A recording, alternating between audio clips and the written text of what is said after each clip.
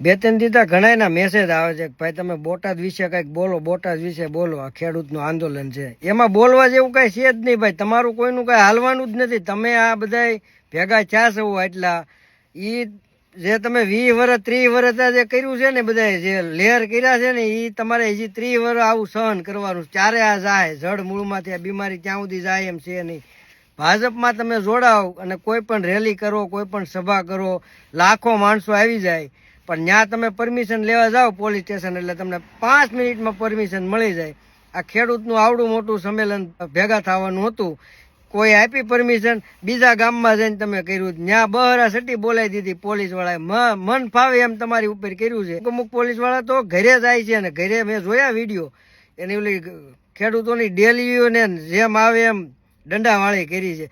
આપણે ત્યાં જજ એ કઈ વાપરતા નહીં હોય સોશિયલ મીડિયા, કે આ જજને એવું કઈ કોને ખબર, લગભગ તો નહીં વાપરતા. નકર એ જજ તો પાછા સુકા તો હાસો જ આપે, પણ એ વાપરતા નહીં હોય એવું જ લાગે. નકર તો આ સોશિયલ મીડિયામાં ક્યાંક વિડીયો જોવે તો સામેથી એ લોકો નહીં બોલાવી શકતા હોય કે ભાઈ આજે આ પોલીસ વાળાનો મેં વિડીયો જોયું છે તો આ પોલીસ વાળાને હાજર કરો. પણ એ જજને પરમિશન નહીં હોય કે ખબર નહીં ત્યાં તો કેવી સિસ્ટમ હોય, તો ન વાપરતા હોય તો જ ને. નકર ક્યારે જજ કોઈ દી સામેથી એ કઈ આવ્યા કે આ તમે આનો ગુનો નોંધવીને આને એમ સજા આપવાના છે એમ. પણ હવે તમે કમ્પ્લેન કરો તોય કાંઈ નથી થતું એમાં. એ સામેથી ક્યાંથી બિચારા કાંઈ કરી શકવાના છે. તમે કાંઈક કરો કમ્પ્લેન તોય તમને હાથમાં નથી આવવા દેતા. બરાબર, તમે હાથમાં જ નીકળી જાય તમારા. અને પોલીસ વાળાએ માર્યા છે ખેડૂતોને. એક ભાઈ એમ કહેતા હતા કે ખેડૂતોને શું ખબર પડે કે ખેડૂતોને બટન નથી દેતા આવડતા એમ, કે ઉપરનું નિશાન ઉપર દેશે. એ આમાં કોમેન્ટ એક ભાઈની મેં વાંચી હતી, મારા વિડીયો નહીં, એક બીજા એક ભાઈ છે ને એનું નામ કંઈક હતો, એ છે કાઠિયાવાડી જ હતો, એ ભાઈ ગુજરાતીમાં લખ્યું હતું. હવે એને શું ખબર પડે કે એ ખેડૂતોને બટન નથી દેતા આવડતા ને, આડાવડા દઈ દીધા છે ને એટલે જ આ ભૂલ કરી છે. જો એને બટન સીધા દીધા હોત ને તો આ ભૂલ જ ન કરત, તો એને ક્યાં ભેગું થવાની જરૂર હતી. એને ખબર નહોતી બિચારાની, બટન આડાવડા દઈ દીધા ને એટલે એને ખબર ન પડી. જો એ સીધા બટન દેતા એને આવડતા હોત ને તો આ આંદોલન જ ન થાત. આ તમારા ભાઠા જે ખાધા પોલીસ વાળાના, એ ભાઠા હજી ખાત, એને 30 વર્ષ પહેલા ખબર નહોતી પડતી બિચારાને, પણ હવે બધી ખબર પડી. તમે જોવો તો ખરા કેમ થાય છે. એટલે આમાં કેવું છે, તમે ભાજપમાં જોડાઈ જાઓ, અહીંયા ઓલો પટ્ટો મારી ગયો ને કેસરી કલરનો, એટલે તમે રાજા, તમને કોઈ આંગળી ન ઓડાડે, તમે ગમે એ ગુનો કરી નાખો. અને ઓલા પોલીસ વાળા ગામમાં જઈને બધાને ઘરે તોડફોડ કરી, ડેલિયું તોડે છે ને કેવા મારે છે. એકાદા બુટલેગરને એવી રીતે પકડીને લાવો ને તો ખબર પડે કેમ થાય છે. બુટલેગર આમ કેમ નથી, કોઈ બુટલેગર બધા નેતા થઈ ગયા છે. એકાદાને એને તમે પકડીને લાવો બુટલેગરને કે ભાઈ આ બુટલેગર છે ને આ દારૂ આટલો વેચ્યો છે ને આટલું ડ્રગ્સ વેચ્યું છે, એ બધું લાવે છે. એકાદાને પકડીને લાવો ને તમે, આટલા બધાને તમે માર્યા બોટાદમાં, તો એકાદા તમે બુટલેગરને એવાને પકડીને લાવો ને તો ખબર પડે, તમને ખબર પડે કેમ થાય છે એમ. ન્યા કેમ કોઈનું કાંઈ નથી ચાલતું. એટલે આ ભણેલા છે પોલીસ વાળા, એટલું ભણેલા છે ને તોય આ ખોટી વસ્તુ કરે છે. તમે જો આ અભણ હોત તો શું કરે, સારું છે, આ સરકારી નિયમ છે કે ભણેલા હોય એને જ પોલીસની નોકરીમાં દેવાના. અભણ હોત તો આ શું કરે, તો ગમે એને ભડાકે જ દઈ દેત. આ તો ભણેલા સારું દંડા જ મારે છે. આ અભણ જો 2 હાર દીધા હોત ને તો આ ભડાકે દઈ દેત સીધા.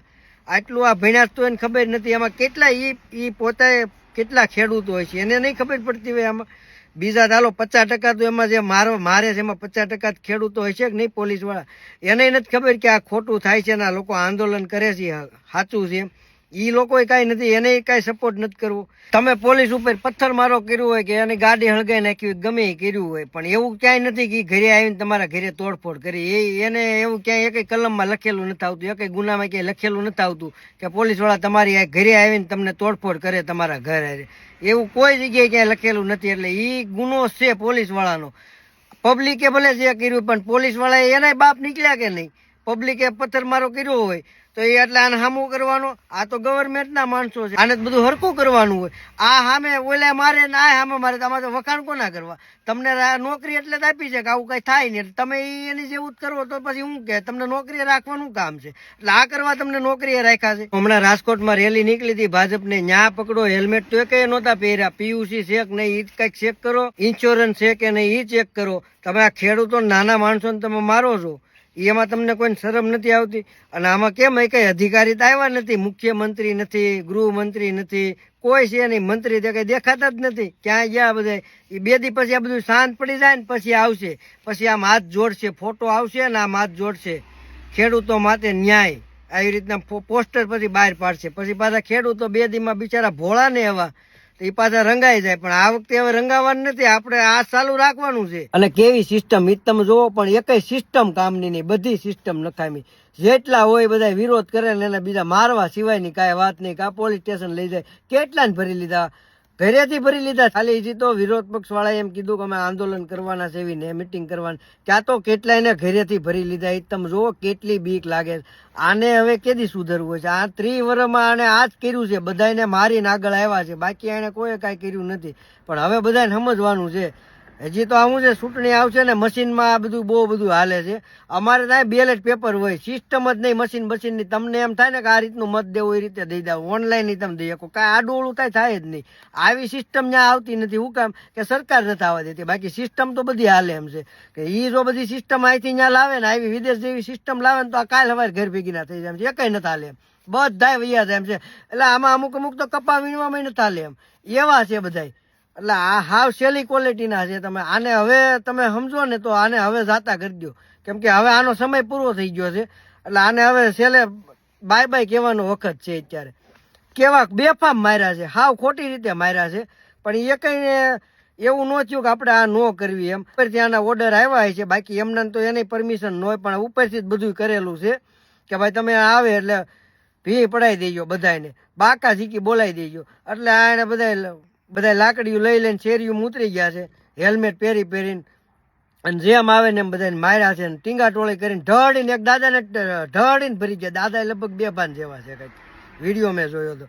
એ દાદાને તો બેભાન જેવા કંઈક થઈ ગયા છે ને ઢળીને ભરી જાય. બોલો, ટીંગા ટોળી કરીને પોલીસ વાળા. એ તમે જો કેટલી હદે હાવ, એટલે હાવ સેલી ક્વોલિટીની પોલીસ છે એમ. એક પોલીસમાં કોઈ માણા હારો ન મળ્યો હશે, 2-5% પણ એનું કાંઈ હાલતું નહીં હોય, એ બધા નીકળી જાય એવા હશે બિચારા. પણ બાકી 95% ખોટા પોલીસ વાળા હાવ. એટલે પૈસા દઈને બનાવે ને પોલીસ વાળા, એટલે આમ જ હોય. એક તો કે બને મેળ હોય નહીં, ડોનેશન આપીને બનાવ હોય.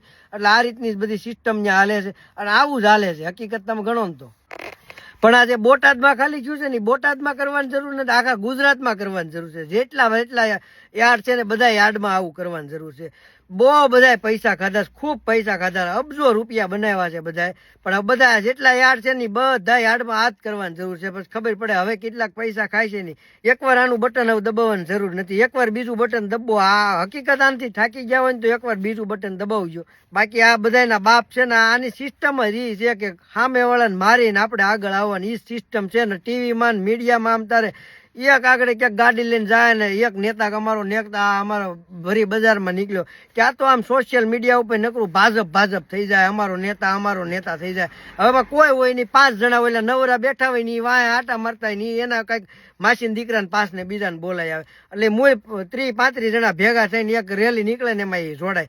અને બીજા હાવ વધારાના હોય, સેલી ક્વોલિટીના બધા બુટલેગરો હોય ને એની રેલીમાં તમે જોવો, બધાને મોઢાય તમે જોયું, એકય મોઢું સારું ન હોય. અમુકના મોઢાય નથી જોવા ગમતા, બધા બુટલેગર હોય રેલીઓમાં હોતા, ઝાઝા મોટા ભાગના.